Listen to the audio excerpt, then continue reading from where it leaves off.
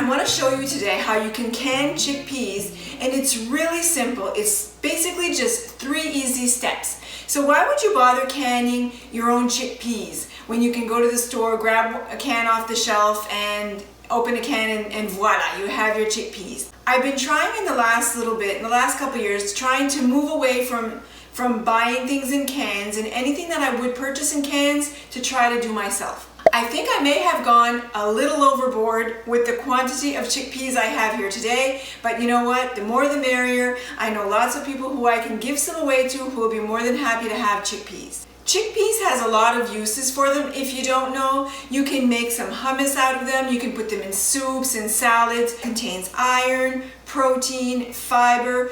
It's a really healthy alternative for any diet as well lacking in protein and these delicious nutrients. A fun fact with chickpeas that maybe you did not know is that the liquid that comes out of the chickpea when it's in a can or it's going to be in my jar, in my bottle, actually has a lot of uses for it. So it's actually called aquafaba, and that is, or you can call it chickpea water if you prefer. So it's used in a lot of vegan recipes for a substitute for eggs or egg whites. So you can use this aquafaba or chickpea water in recipes where it calls for eggs and substitute with this water when you're making meringues or like a marshmallow fluff or even a mayonnaise. So don't throw away that liquid that you have in your jars. You can use it for something else. So to can chickpeas, what you need to do is you need to just buy a dry chickpea off a shelf. Like, don't buy them cooked in a can already. So you're buying your chickpeas dry. So the 3 easy steps basically consist of soaking your chickpeas for 12 to 18 hours, boiling them for 30 minutes, and canning. It's as simple as that. The only ingredient you need other than your chickpeas is salt. One important thing we need to know about canning chickpeas is because chickpeas are a low acid food, these need to be pressure canned. It's the only way to safely preserve your chickpeas is to pressure can them, so we will be doing that as well. So let's get that started.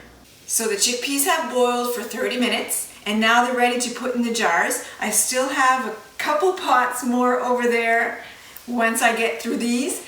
I have no idea how much this is going to make. I've really gone overboard this time, but that's okay, the more the merrier. We are going to start by putting the chickpeas in the jars, filling up the jars, leaving 1-inch headspace, using the cooking water to backfill the jar, 1 teaspoon of sea salt, the cover, the ring, and into the pot. We have a lot to get done, so let's start.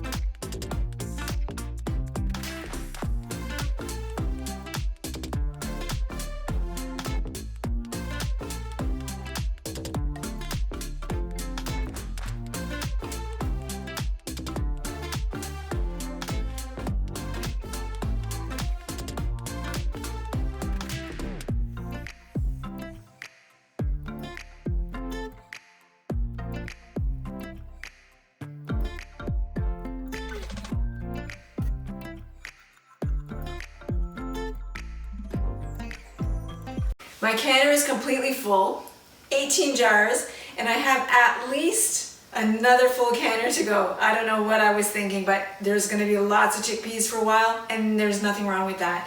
So what we need to do is to start this going, increase my heat, and I'm going to place the cover on.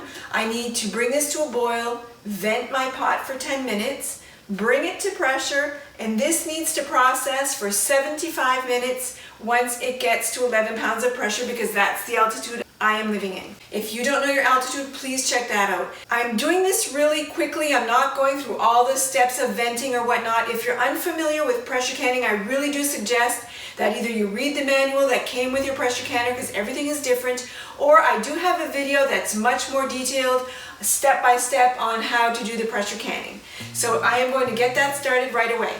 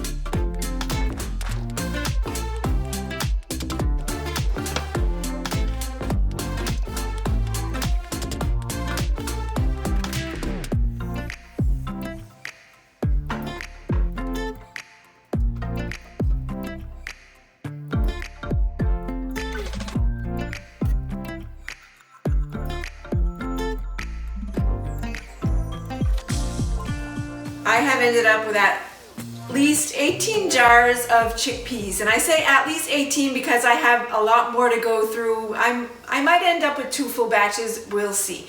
I will be writing on top of the jars the date to make sure that I use them up within a year, and once I've let them sit for 24 hours, I will be removing the rings from the top of the jars. Never store your jars with your rings on top.